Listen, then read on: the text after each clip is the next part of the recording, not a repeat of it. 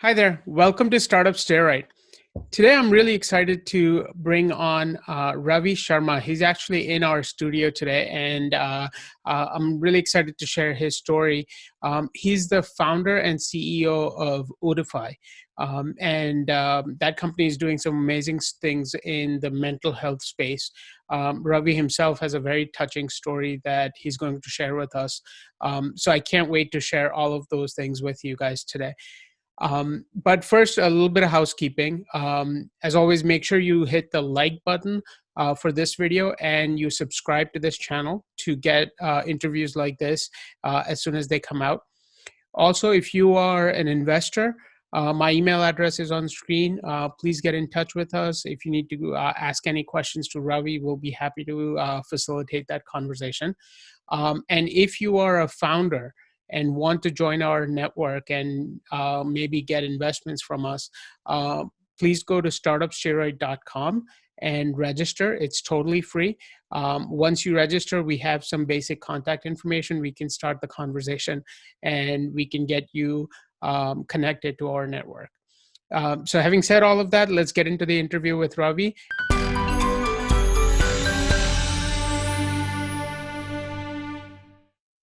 So, Ravi, thank you so much for coming on today. And I'm really excited to learn more about OOTify and what you're doing with the company, the success you've had with the fundraising, and the next generation sort of scaling the company that you're now getting started with.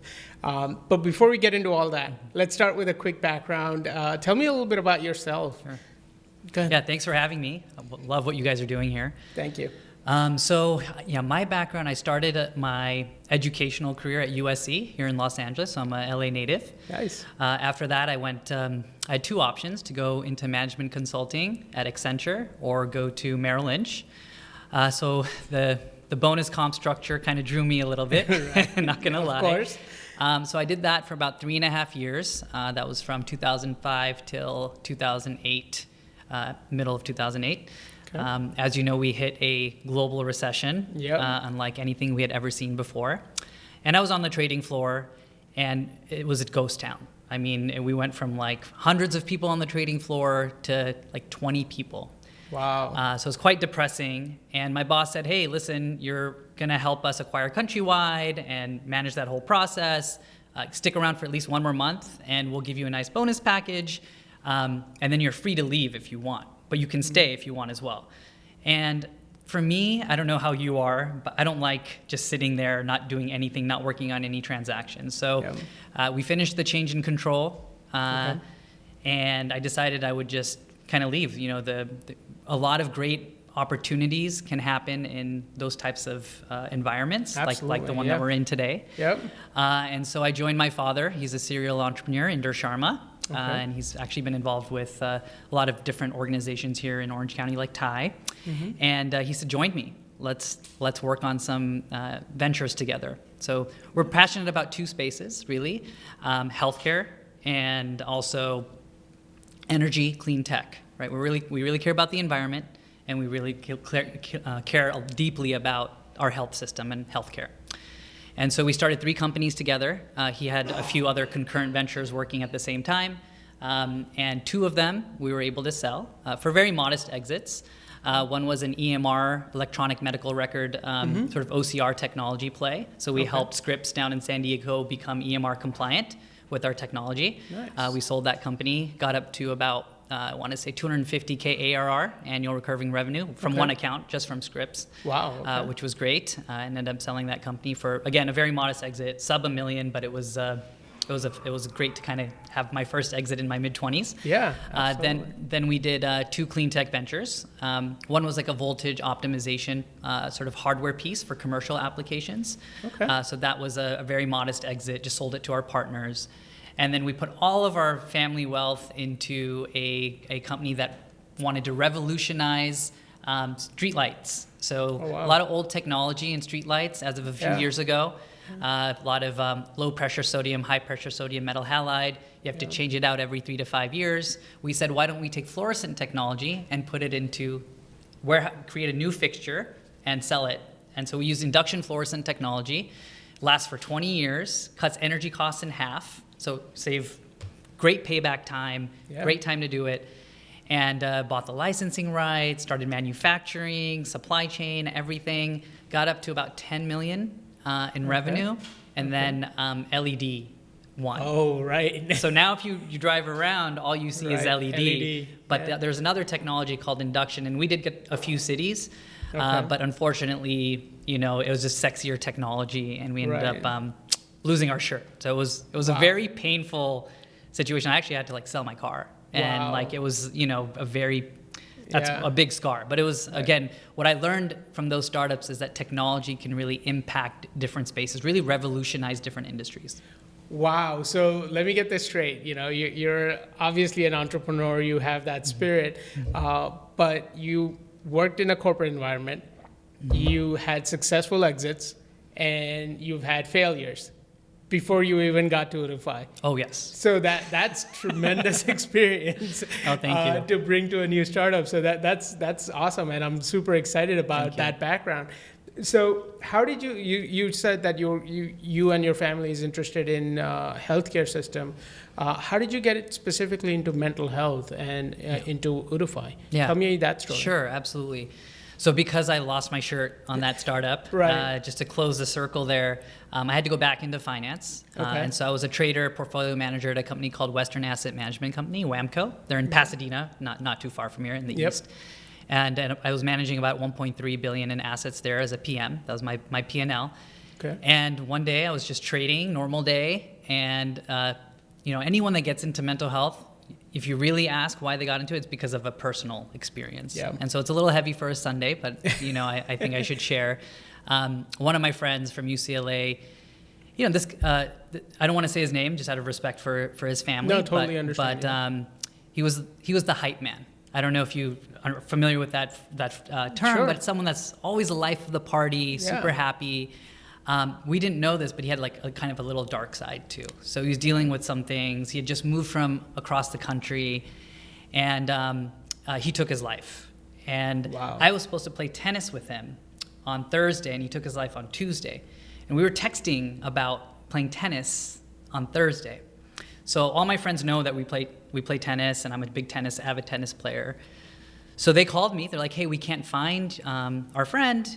Do you know where he is?" I'm like, "Yeah, I'm going to play tennis with him Thursday. He's fine. Like, don't worry," because they were kind of panicked.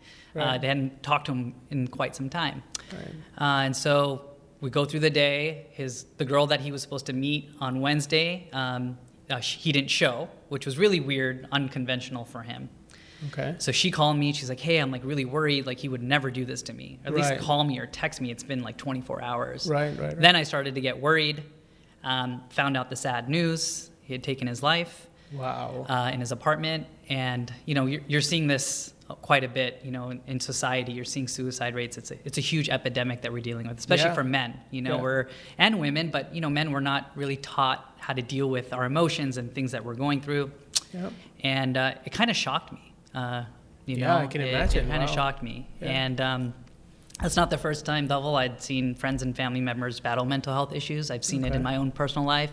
My mother's battled mental health issues. I have bad days and good days as well. We all do. We're human. We all have mental health, right? That's part of kind of the mission here. And so at the funeral, I talked to my friends, and I said, "Hey, did you guys know what happened?" And they said, "No, we had no idea." But then they started opening up. They started saying, like, "Listen, I've had suicide thoughts. I've had anxiety and depression." Right. And I know another friend that has this. I'm like, "Guys, how come we're not openly talking about this? Why did it come to this for us to kind of talk about this issue?" Right. And so on the car ride home, I told my wife, I'm like, "Listen, I think this is my calling. I've worked in tech. I have good finance background. I've tried a lot of the platforms now, just throughout the career. I've really looked at telehealth. I've looked at technology, and there's some good things happening, but I think there can be so much more done in this space. I really believe we can make a really big impact. Right. What do you think about me leaving finance and taking another shot at startups?" Right. And I expected pushback, and she said, "No, let's do it. But first, write the business plan, and then let's do it." I'm like, "Well, we're in escrow for our dream home right now. Wow. We would have to pull out of escrow." Yeah. And we did. We pulled out of escrow on our dream home, and took that money and put it into OOTify. That was like the first kind of investment. Right.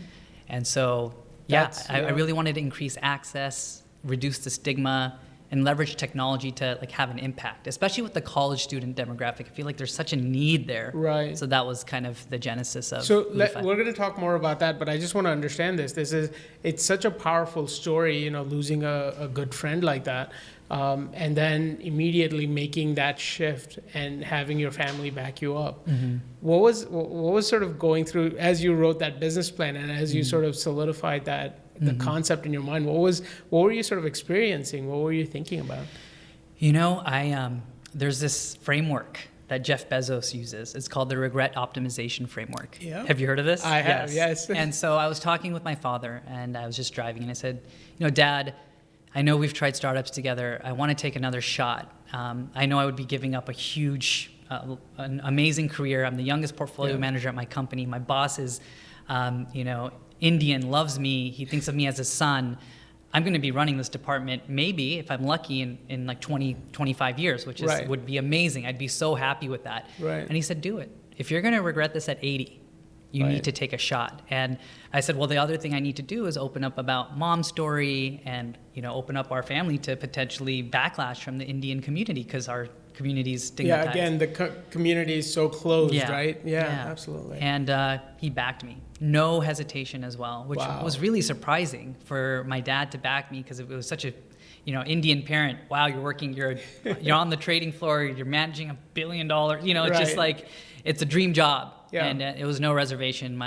Everyone was very supportive, and they backed me, and we were able to get my mother's support to kind of, because she's doing great now, Fantastic. So we were able to kind of navigate the healthcare system, which is tremendously still broken and fragmented. Yeah. But we were able to do it, and she's doing well. So if we can help even one more person, why not tell our family story? Why not take a shot at this? Right. Yeah.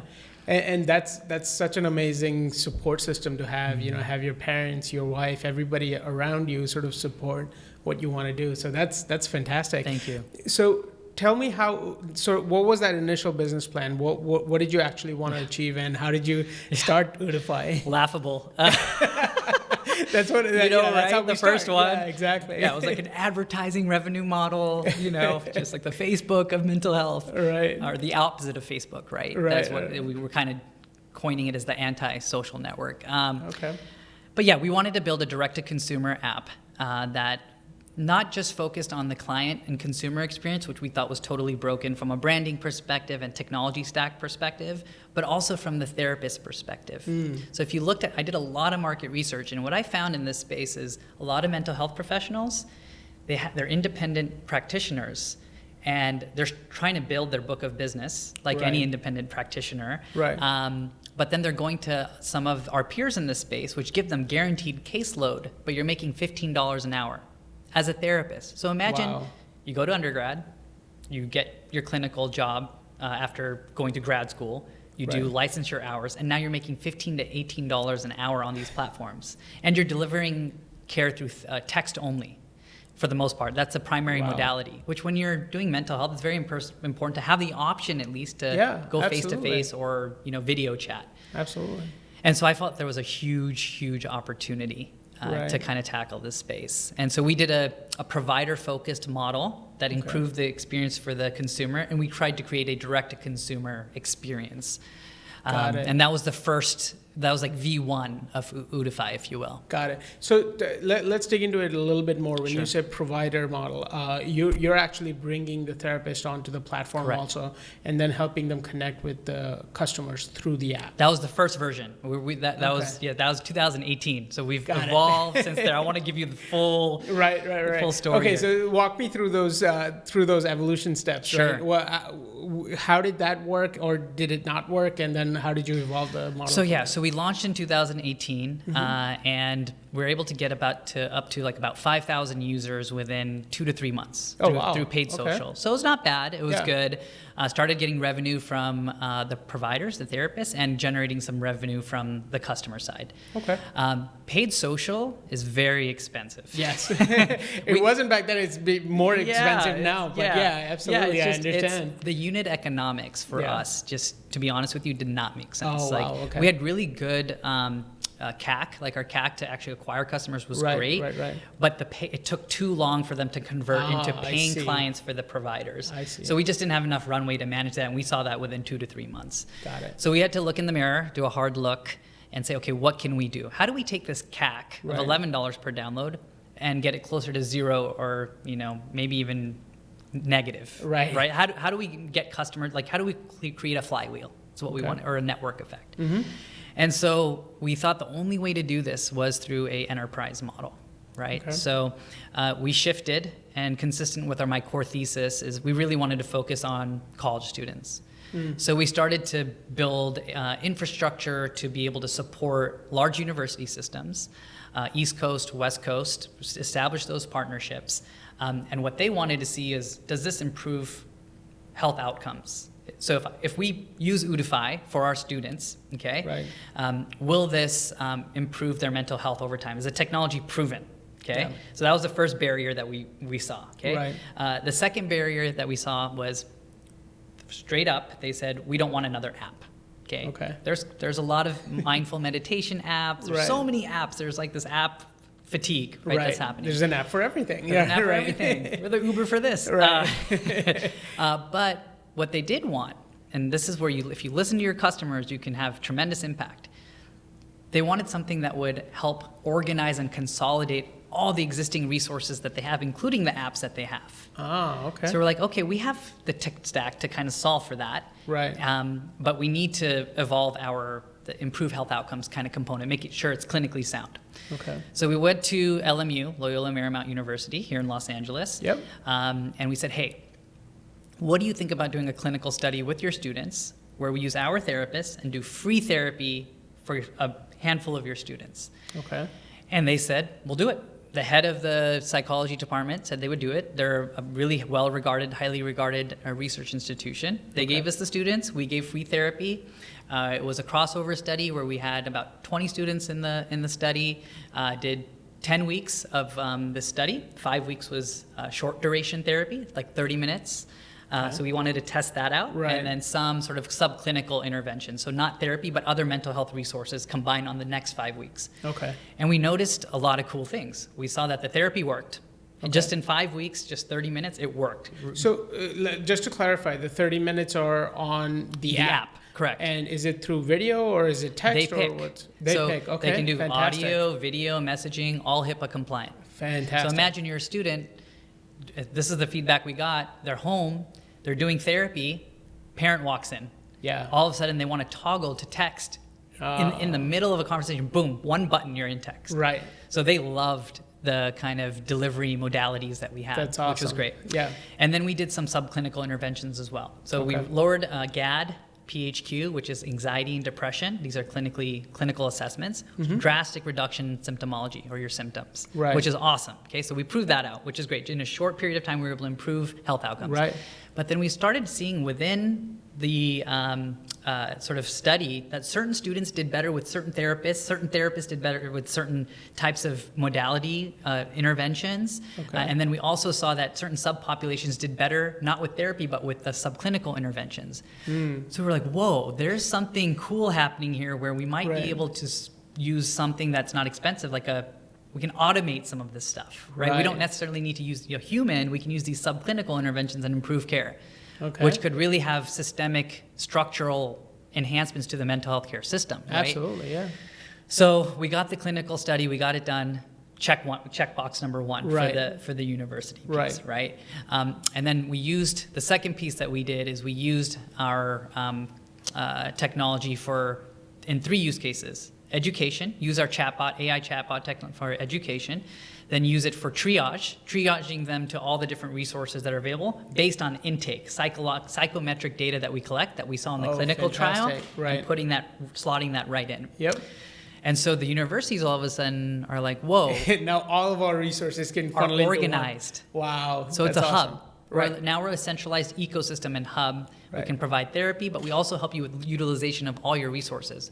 So imagine you're the dean of the business school. Right. And the president comes to you, the chancellor comes to you and says, hey, can you tell me what's going on in the business school right now? How is their mental health? Before they couldn't answer that question. Right. Now we can tell them, hey, they're using this much resources. This is where they're at.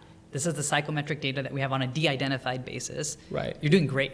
Right. Or you're not doing as well as another university, but this is what's working at the other university, again, on a de-identified basis. Right. Try this. It's very effective, cost-effective. There's strong efficacy. And by the way, it's proven. It's clinically proven to improve health outcomes. Wow. Okay. Fantastic. And just to clarify, when you said de-identify, everything is anonymous as far as the patient data goes. Correct. Because that HIPAA we have compliant, to, absolutely. right. Exactly. Yes. We have to be very careful of that. That's awesome. So this is now it seems like you're really building traction, and you have successful clinical practice, clinical trials under your belt. What's the next? I'm guessing this brings us up to today, or yeah, this is today. Today, yeah. This is today. So what's the next step? Where are you going now? Yeah, so we raised some funding, and we needed to raise funding for two key positions. Okay, where we kind of outgrew, and this is kind of where the scars start to show. Okay. We kind of outgrew like a development shop model where we were using a dev shop just to build an MVP and prove out our thesis. So we proved out our thesis with MVP. So build like the best possible, MLP is what I call it, minimum lovable product, right? Just build that, whatever you can do, build that, right? Just the basic. So we're able to demonstrate in the clinical trial, man, this works, okay? Yep. So now what we've done is we've filled two key positions, okay, with the funding that we just closed. Number one, we hired a CTO from a FANG company, which is great. Led one of the health initiatives at the one of these tech companies. So that'll be announced soon. And then we hired a COO who worked at eBay and PayPal doing enterprise sales, because universities are in their enterprise sales. Absolutely. So we've solved the sales side and the engineering side, kind of moving to the next phase of OOTify, which is like V3 of OOTify.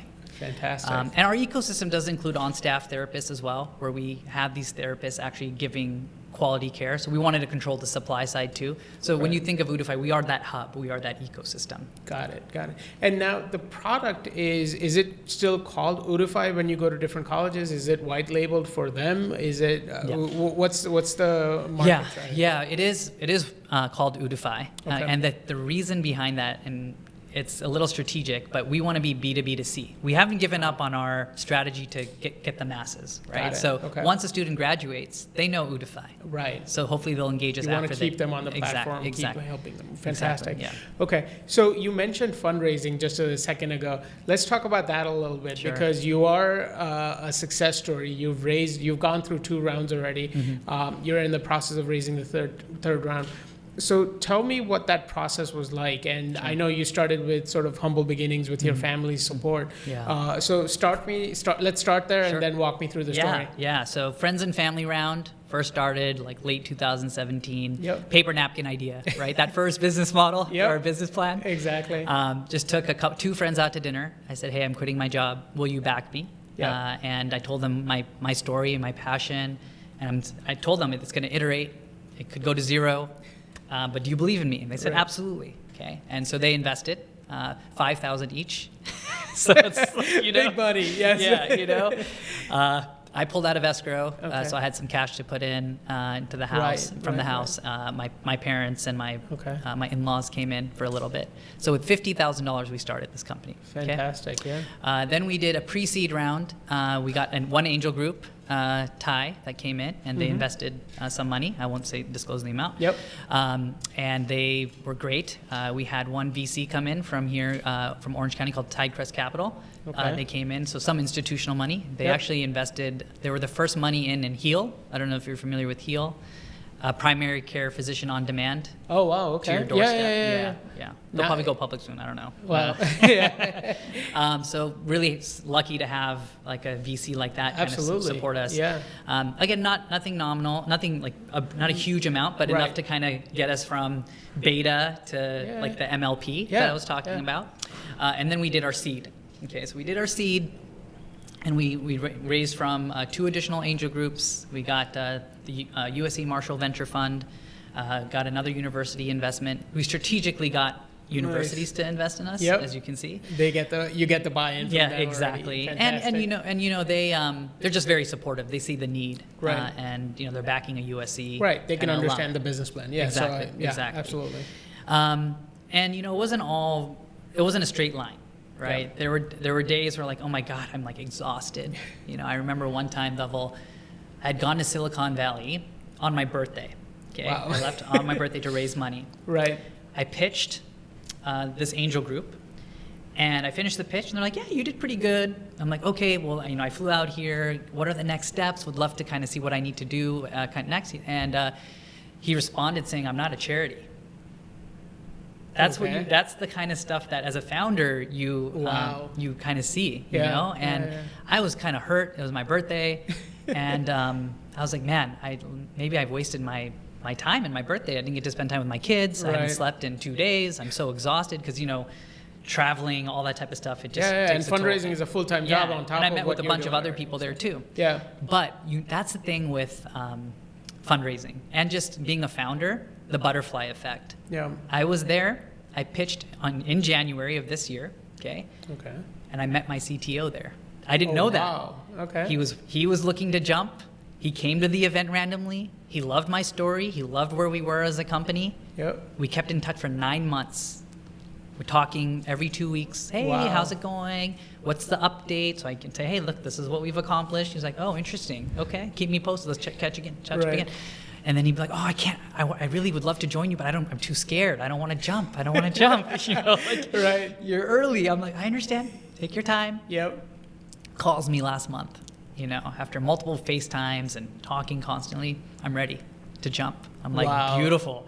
I was about to offer somebody else the position. I pulled the offer, Right. gave him the offer, and he joins next month. So Wow. although I didn't raise money there, Yeah. this is way better than raising money. I got Exactly. my CTO from a FANG company. Yeah. For me, this is, as a founder, you're like, oh, I don't have to worry about engineering at all. Right. Right. I mean, Right. for the most part, like I have someone that's so intelligent to manage that process. Yeah, absolutely. So, it wasn't a straight line. There was definitely some investors that were like not good, but most of them have been so supportive. The institutional investors I mentioned, the angel groups, they'll do whatever it takes to support you. Wow, And you yeah. can pick up the phone, call them. Absolutely. And half the time we're just talking about the landscape and like what a world we're in, Right. with COVID and how hard it is. And you're just seeing, we're very fortunate because this is all a tailwind for us because we can have even more impact. Right. We're digital health. Digital health is primed for the pumps for the future. Absolutely. Yeah. And healthcare needs to be improved. Yeah, and, absolutely. And we're in the space. Yeah, and one of the things you mentioned, I think, is so important for new entrepreneurs to realize, and watching you as a mentor and sort of as a success story.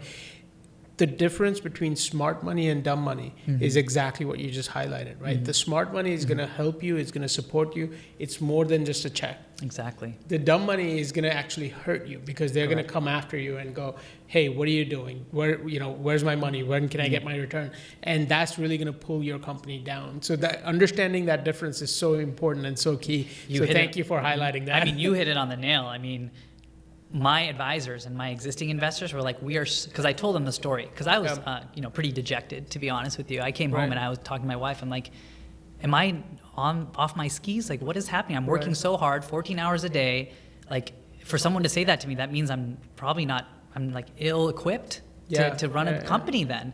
And I told my investors, they're like, no, you are so lucky that person did not come in, and you don't want them on your cap table. It'll be a problem later. So good riddance. And so good riddance, right? Yeah, so you hit it on the nail. Dumb money. Yeah, exactly. Yeah. So that's fantastic. So now we sort of understand, where you are to date. Let's talk about what you're hoping to do. So you're hoping to raise this next round by end of 2020 or beginning of 2021 with the holidays and everything. So what do you hope to achieve over the next 12, 24 months, maybe even the next 5 years? Because you have a pretty big mission, right, that you're going after. Yeah. So what's next on the agenda? Yeah, so we want to grow the therapy side of our business. It's a great margin business, so continue to build up the supply to be able to service the universities. We want to go online with at least 2 large university systems. Okay. That's very important for us. And the last piece that we're trying to navigate right now, which if I could ask your audience for help, right? Like that's why you always kind of try to leverage the network. We want to go in network with Aetna, Anthem, Cigna, all these major insurance carriers because cost is a factor here, right? When you're talking about healthcare, it's very expensive. So we're talking with a few key health plans, and we've set up the legal structure, we've submitted our applications, we're going through the credentialing process. I really want to expedite that. process. So I'd love to go in network as well. So scale the supply side, get therapy services. We'd love to go online with 2 university systems, go in network. This is not tomorrow. This is over the next couple years, but we want to make significant strides in that. Because that'll help with cost, access, stigma, all the things that are our core values. Yeah, absolutely. And then really now that we have the engineering power, build something that is you talked about security earlier, and I don't know have you seen The Social Dilemma yet? The movie? I haven't. Okay. No. Homework if you don't mind. Yeah, it's an amazing film, but it talks about how our generation, our kids, they're going up against AI, right? Yes. Every time they're on social media, you're getting taken advantage of. And the dopamine hit and the anxiety and depression rates going up significantly since that, the launch of these social media platforms. And I think the pendulum swung pretty far. You're seeing a lot of people kind of normalizing a little bit. But we want to really build a technology solution that really is consumer-centric, client-centric, that really gives them control over their data. And we're not mining it, not just because it's like HIPAA and it's the right it's the right thing to do, right? Why you shouldn't be mining that. That's one of the things that a lot of digital health companies will say, and it concerns me is we shouldn't be mining that data, right? We should be empowering people to use their data to improve their own health outcomes through preventative subclinical interventions, preventative model. That's how you solve the mental health crisis and our healthcare crisis, right? Because there's a bidirectional relationship between physical health and mental health. So how do you use this data? We really want to be a hub and a resource to be able to navigate that, because it's a really weird time with AI and this healthcare data that we have. No, and I think the other thing that I want to highlight is that it's such an important thing that mental health is very expensive from an insurance perspective, from even seeing a practitioner yourself. When you bring this kind of technology into the space and you start to introduce different ways of connecting the patients and therapists, you can bring that cost way down. Absolutely. So for insurance companies, this can be a big boom. Absolutely. If someone's watching, then please connect and we'll make the introduction. But I think you hit something really important for my space, right? It's like working out, right? We should every single person should go to therapy. Exactly. And I know that sounds strange, but we should all have a therapist or a coach, someone that's constantly helping you. We have performance coaches and executive coaches that can help you become a better person and have frameworks to deal with stressors in our life. Because if we don't have those frameworks, if we don't have a value system, a belief system to help us manage the influx of information coming at us every day, of course you're going to have anxiety. Of course you're going to have depression. So we really want to make sure that we can create that perfect workout, mental health workout, if you will, right? We want it to be, I always tell my wife, I'd love for OOTify to help people look at mental health from I have a therapist. It's all good. Of course. It's just of course. You want my PCP, my primary care doctor? You want my mental health sort of professionals information? I want to normalize that conversation. It should be as sort of normal as going to the gym every day or something like that, right? And I think one of the biggest things we can do is to remove the stigma around mental health. I think that's important for our community, but I think that's important for almost every community, because that people are concerned about going to a therapist just because they don't want their friend to find out or their neighbor to find out. We have to take that away. So and it's November. And it's let's talk about that. I think this is really important. So Men's Health Month. Absolutely. And when you think about men's health, obviously you think about physical health, but I'd be remiss if I didn't say mental health is such a big piece of our health, right? So how do we as men, right, like Indian men especially, and just men in general that within the community stigmatized, talk about the hardships that you go through, right? Be open about it, and get help. And don't worry about the societal constructs that have been built around you, because the more we talk about it, I think, and normalize taking medication. If someone's taking, these different medications, don't pass judgment, right? No, Like yeah. it's okay. You know, they're optimizing their mental health, and we should be so supportive of that, especially in November and throughout the year. Like the other ask I have to the community that you've built wonderful communities, like let's talk about mental health as men constantly. Absolutely. Open it up, and with your kids, talk about that. Ask them how they're doing.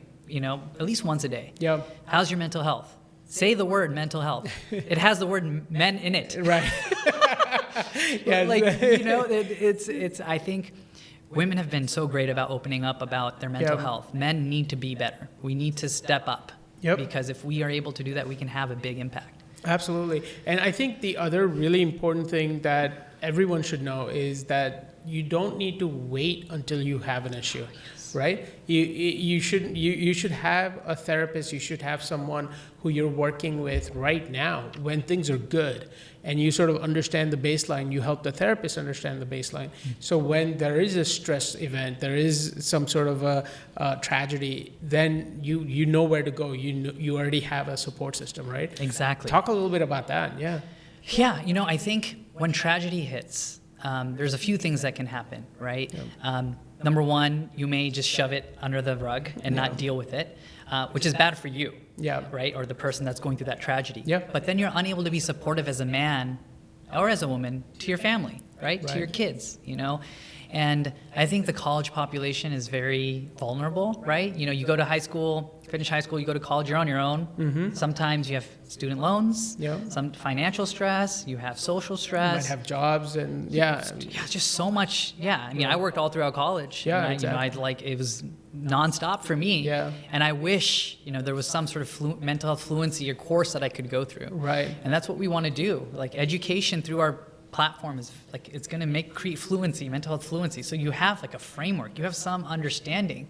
You know, they say that college students are 60% more likely to talk to their peers about their mental health issue as opposed to kind of going to leadership and whatnot. So if we can create that kind of culture of, hey, let's talk about our mental health. This is what's working for me. What's working for you? Have you tried these other resources? Because it's not just therapy. It's a holistic approach to mental health. Absolutely. That was such a fantastic conversation, Ravi. Thank you so much for coming on today. Of course. And talking to us about OOTify, about your experiences, and about the Mental Health Month. So I'm super excited to share that message with our community, and hopefully we can get you and OOTify the resources you guys need to sort of take the company to the next level. No, thanks for having me. What a wonderful setup that you have here. Absolutely. And you guys are doing an amazing thing because founders need support. Right? Exactly. And this is what you're doing. Exactly. And it's a great service that you're doing. We have to share our story. Exactly. Thanks, Thank you so much. All right. Cheers. Bye. That was fantastic. Thank you so much for watching all the way through that interview. I think it was great. I want to end by saying, again, if you're an investor, please get in touch with us. My email address is on screen. Just send us a quick note and we'll start the conversation. We'll be happy to also answer any questions you might have. If you are a founder and want to get connected with our network, go to startupsteroid.com and fill out the basic registration. It's totally free. And once you do that, give us some basic contact information. We'll be able to start the conversation and get you connected. Thank you so much for watching again. Make sure you hit like and subscribe below, and I'll see you in the next one. Bye.